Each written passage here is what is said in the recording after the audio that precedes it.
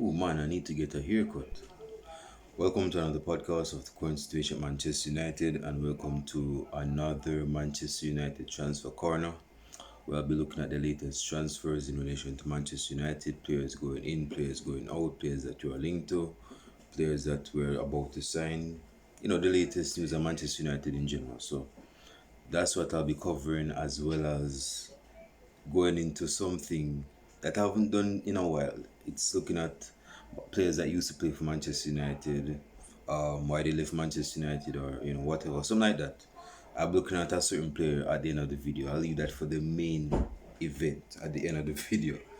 But for this moment right now, I'll be looking at transfers. So the first piece of news we have here: Mason Mount has completed his Manchester United medical by Fabrizio Romano. So whatever this brethren say, it's gospel gold.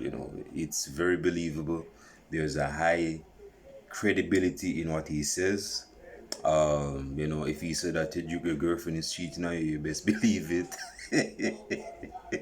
His word is very reliable. He is very. There's a low possibility that whatever this guy says, Fabrizio Romano, what he says, is trash. Nah, what this bridging talk is truth, because he's the truth. But he's saying that Mason Mount has completed his Manchester United medical. As stated before, I'm not the biggest fan of Mason Mount coming to Manchester United, but seeing that I have no control over transfers because I don't work at Manchester United, he's coming to Old Trafford as things stand. So, in terms of the contract, his contract runs out in June of 2028, so he's going to obviously sign a 5-year contract with Manchester United by the looks of it, with an extension, with the option to extend his contract next year. So yeah, it's confirmed that he's actually, signed for Manchester United. Yeah, well, like I said, I'm not the biggest fan of Mason Mount. He can prove me wrong. I'm bound to prove wrong. If he can prove me wrong, I'd like to be proven wrong. But as things stand right now, I believe that we could have, go for a better midfielder. You know, given that Mason Mount wasn't at his best last season with Chelsea, given that Chelsea was just trash last season. But with him signing for Manchester United now, he can probably rejuvenate his career and go to a situation where he's like one of our top midfielders.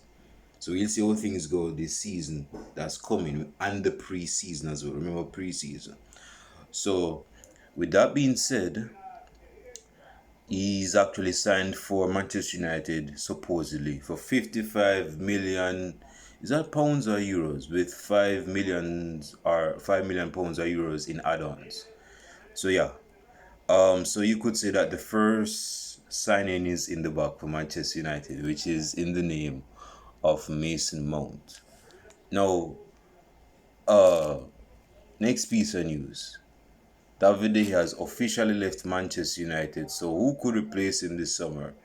Onana and Costa may prove too expensive, while Chop is no longer long-term option at 32. What about Dean Henderson? I've said before about Dean Henderson. I call him Dean Koons. Dean Koons. I've said this about Dean Koons. Dean Koons should not be signed for Manchester United, man. He hasn't had a season to prove himself at Manchester United, not a full season. And given that everything is looking to make a name for himself at Manchester United, now is not the time to be trying, trying things out, like trial and error. Oh, let me see if Dean Henderson is going to be our start keeper, and he's going to be tossed in between this keeper. No. We want to be going for the title. If Arsenal could have done it last season, we can do it this season.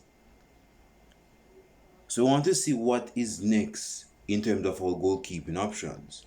Now, based on what it says here, David De Gea can possibly re-sign for Manchester United if he takes the pay cut, which I don't think he's going to take. But seeing that his official contract is over at Manchester United, we need to have new, fresh blood. One that can start for Manchester United, one that is proven, one that has been on the highest stage. Dean Koons, no disrespect to this brethren, but He started for low league clubs, not low league clubs, because they're in Premier League, and Premier League is not no low league. He has started for Nottingham Forest. Nottingham Forest got relegated. It's my understanding that they got relegated. He started for Sheffield United at least 3 seasons ago. You know, when they didn't make the drop, but they stayed in the Premier League. He was a good keeper with them. But man, this is a big club. This is Manchester United, right? This is Manchester United, not Mansfield. This is not Mansfield United. This is not no baby club that you can try out and see if this is gonna go, if that's gonna go. This is a top tier club that we're looking to improve and win major trophies, or at least go in the last stages. You know, that's what we're aspiring for. So with Onana being linked, hey man, people you're crying about expensive with Onana. Hey, we have money. We have money. And if you want to get the best players, you have to go splash money. And this is the reason why it is best that the Qatari signs the club from buys the Manchester United club. Not that Ratcliffe is a bad sign himself, but you know, say with the Qataris, if a manager wants this, this is what the Qatar is going to give the manager. I don't need to tell you to go look over Man City or PSG or Chelsea, although they do have Qatar, but it's of the same routine. If the Qataris, man, they may not know football, but they're done with the manager with whatever he wants. He could have won Marwan Fellaini. He's going to get Fellaini if that's what he wants.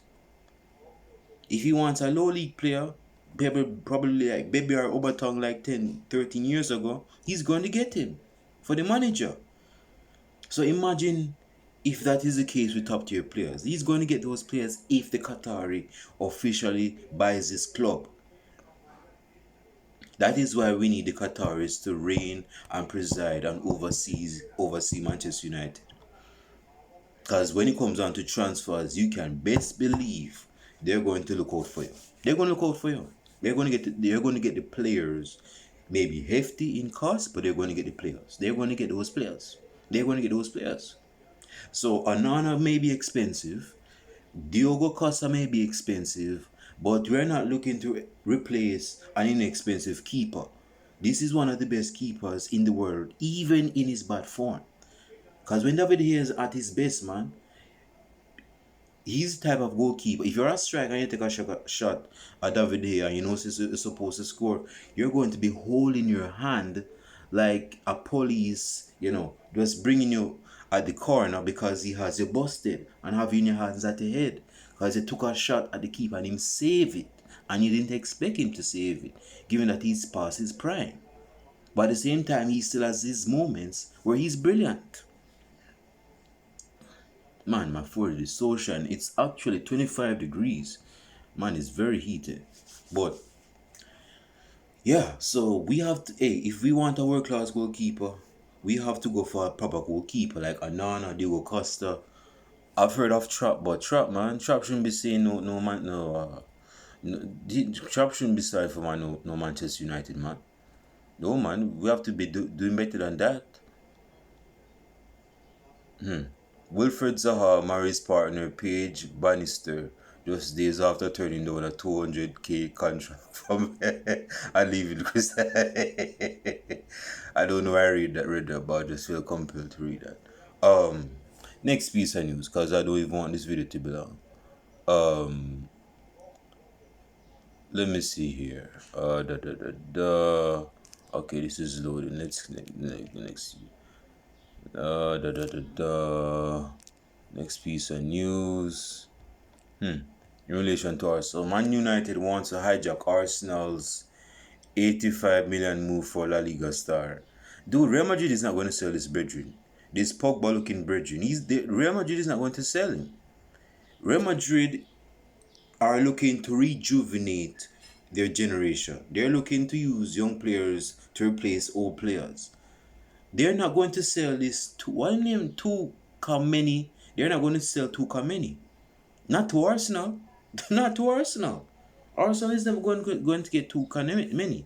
And seeing that Manchester United is in the race for this brethren, We're not going to get this merge. You're not going to get this bridging, man.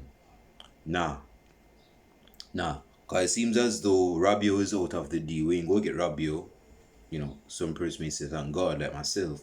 If there's definitely if you go to start this brethren, Rabiot should be starting, in my opinion. I could be wrong. We have been linked to Declan Rice. Declan Rice may be going to Arsenal. We don't know if he's going to Arsenal, but definitely he's not going to be seen at West Ham. So we're in for this guy from Real Madrid. Real Madrid are looking to replenish their midfield. Kroos is leaving after the end of this season that's going to start in a month's time. Real Madrid is going to leave in a season's time. So they're not going to be selling off them young midfielders. Definitely not to Arsenal. And even not to us. Not even to us. I know that money can be convincing, but dude, man, Papa Perez is not going to allow Real Madrid to lose their young players just for money when Real Madrid is looking to actually aspire to maintain dominance in Europe. They're not going to be doing that. They're not going to be, particularly with them just signing Bellingham for Real Madrid. They're not going to be doing that. They're not going to sell Tuchel to Arsenal or Manchester United. I don't see it happening. I don't see it happening. Again, a brother can be wrong. I've been wrong before. I never even see Neymar sign for PSG for that type of money. But it actually happened. So I could be wrong, but on a football logical basis, I don't see it happening. I just don't see it. If you know any better, comments down below. I want to hear what you guys have to say. Now, on the last piece of news before I get into the last segment of this video, everything I reassures Andre Onana about summer transfer. Going back to Onana replacing David De Gea. A deal seems improbable as Manchester United are still threading on uncertain shores due to their ownership status. Qatari, come and buy this club, bro. The clock is ticking, come on. And perceived lack of funds. But a first offer might go in this week for the Cameroonian. Man, sign this bridging from Inter Milan, man. Get him. Stop dilly-dallying. If a club comes in and get this guy, then we're going to be at fault because he was under our nose all this time. So yeah, man. That's all I wanted to say on the transfer side of this video. Now let me get into something that I think that has been hidden under the Manchester United rubber bit. How many of you guys remember, and not Andre, but Henrikh Mkhitaryan playing for Manchester United? It's been like 5 years. Actually 6 years.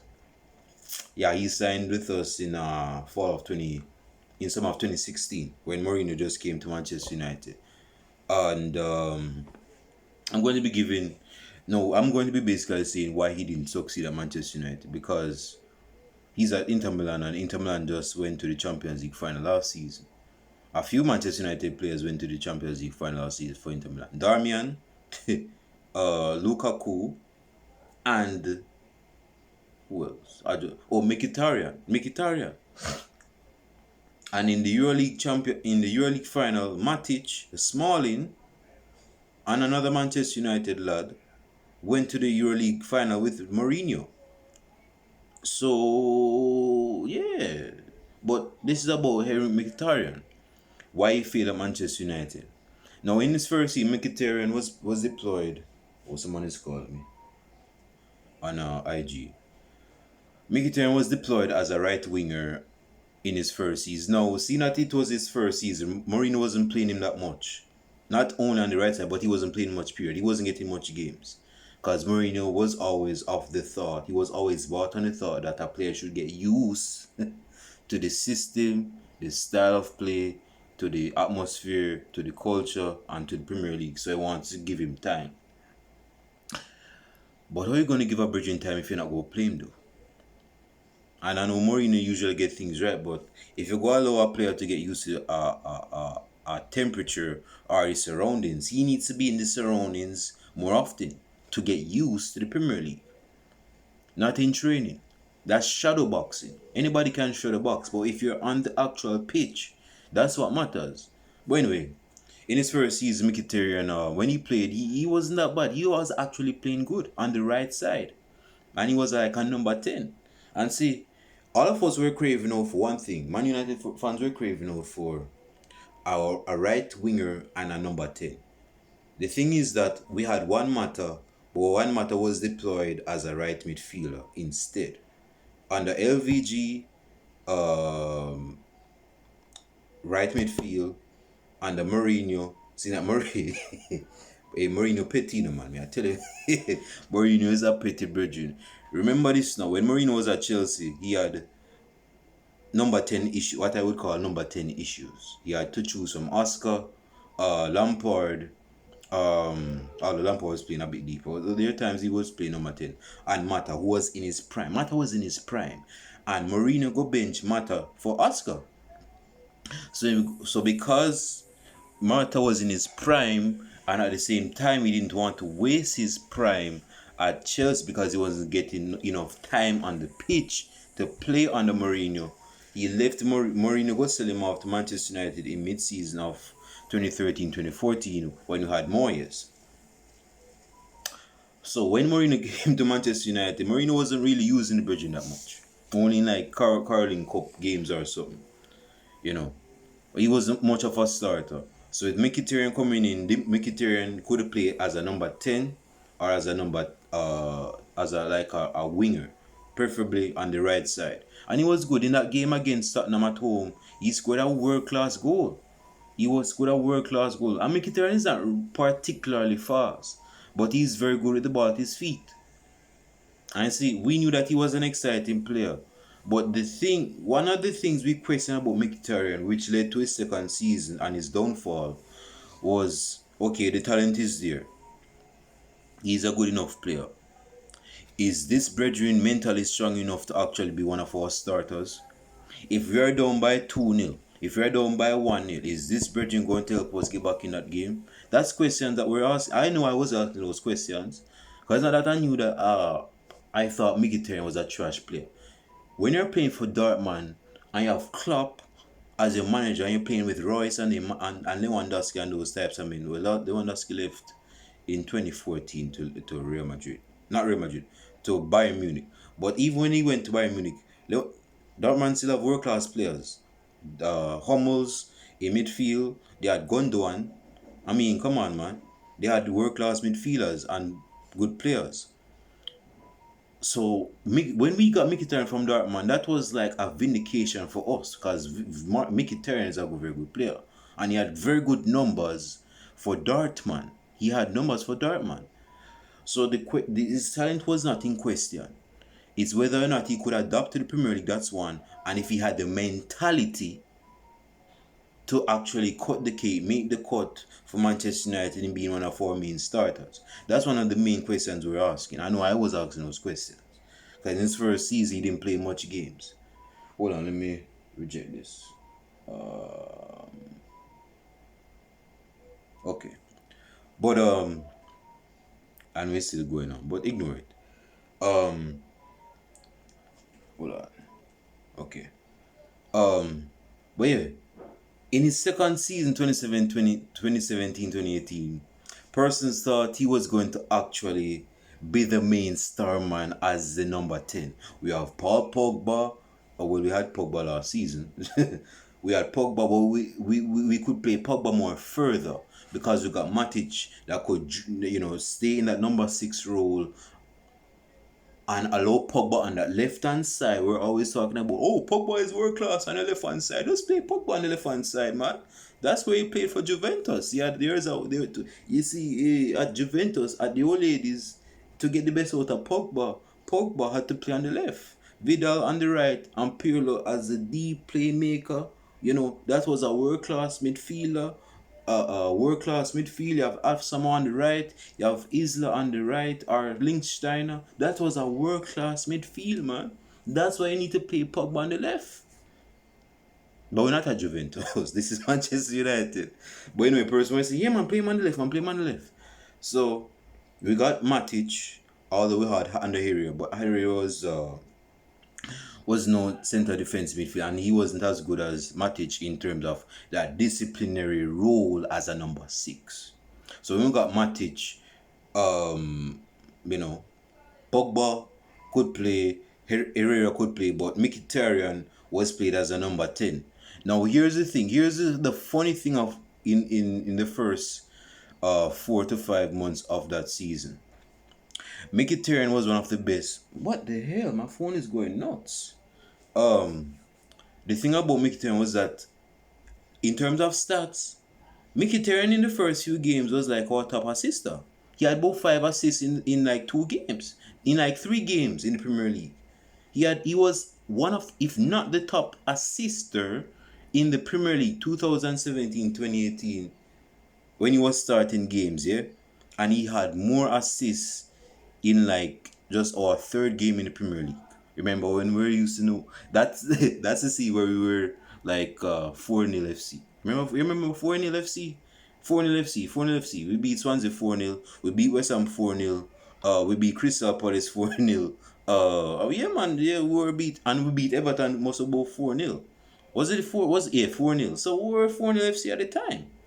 But the thing is that although although Mkhitaryan was one of the top scorers in not top scorers, top assisters in the Premier League, Mkhitaryan was not playing good.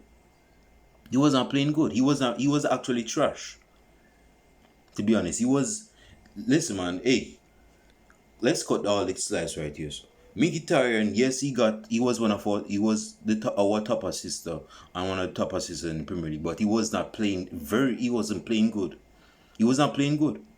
In tight spaces, as you would have expected, your number 10, he was not the best in those areas. And even when there was space ahead of him, he would pick and pass here and there, but usually as a number 10 man, he was not doing it.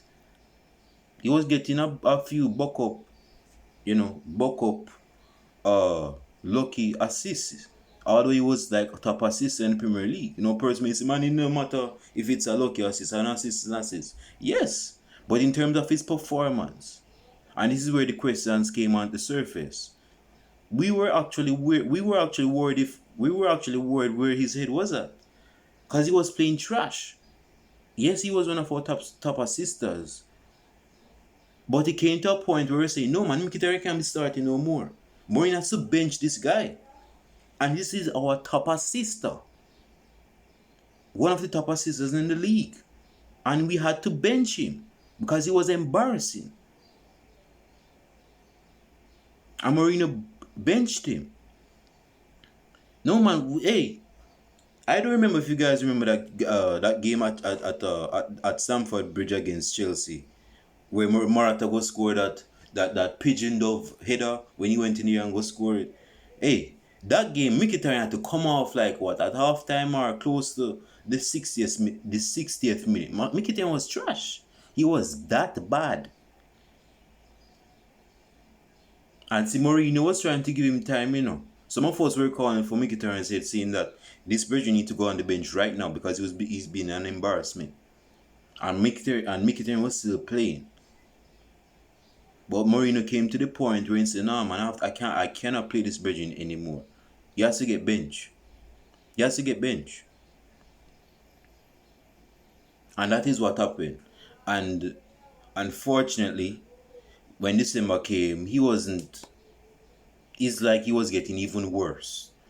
But the more we play him, it's like the worse we're seeing on the pitch. And this is like, he was top assister with 6 assists at the time. I don't even think De Bruyne eventually passed him out in terms of assists, but Mkhitaryan had more assists than De Bruyne at a certain point. That's real talk. Look it up. But his performance on the pitch was diabolical. It was not synonymous with his performance. That's the amount of assists. So it came to a point where we had to split ties. We had to go split Villiers. We had to go sell him off to Arsenal with the the winter transfer window. Arsenal was in for Mkhitaryan. And we were in for Alexis Sanchez. So we came to a split deal and said, right, boom, you want Mkhitaryan, our boy, who is playing trash, but we go get Alexis Sanchez, who is one of your best players who wants to leave your club for us. So let's us make the swap deal. You get Mkhitaryan, I get Alexis Sanchez. Zin, that's the deal, right? So then work that out. But yeah, man, it's unfortunate that we had to come to that decision because after 2 seasons, man, not even 2 seasons, 1 season and a half. And him go get selling in the mid-season when we're in the Champions League.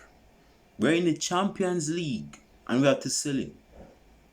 It was that bad. It was that Mourinho had to make that desperate move to get Sanchez because he knew that if we waited until the summer to get Sanchez, Sanchez would have gone to either Man City or another club.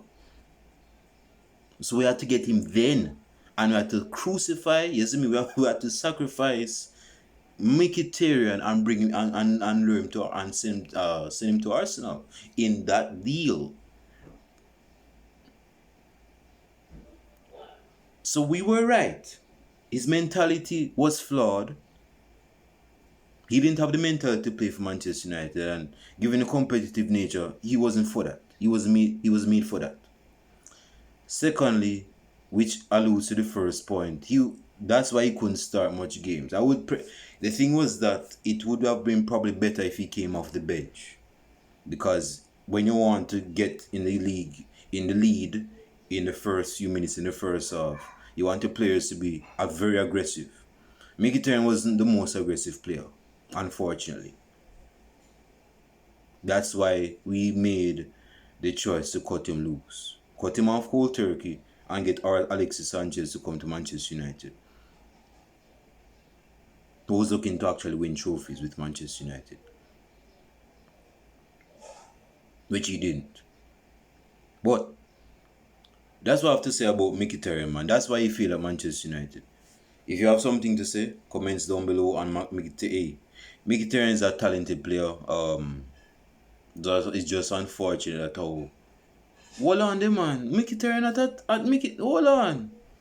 Is Mkhitaryan at Inter Milan right now or Roma? What? I can't even remember. But hey, if you think that Mkhitaryan wasn't a flop at Manchester United, hey, comments down below. I want to hear what you guys have to say. I believe he was a flop, a major flop. And I don't hate Mkhitaryan in the slightest. Mkhitaryan is a good lad. When it comes down to football business, you have to be objective, even-minded, and just know that it's just business, nothing personal. And he was just not. As good as Mkhitaryan was, it's like the Premier League was just too fast-paced for him. He couldn't adapt. He couldn't. So you had to just cut him loose. Comments below. And if you believe that Onana will be signed for Manchester United, given our Diogo Costa, comments down below based on the transfers as mentioned in the first half of this video. Seeing that Mount is going to be signed for Manchester United. Do you want Mount to play for Manchester United? Well, he's going to play for Manchester United, whether they say yes or no. But is this the type of player that you want at Manchester United? Comments below. And with that being said, I'm out. Take care. Peace.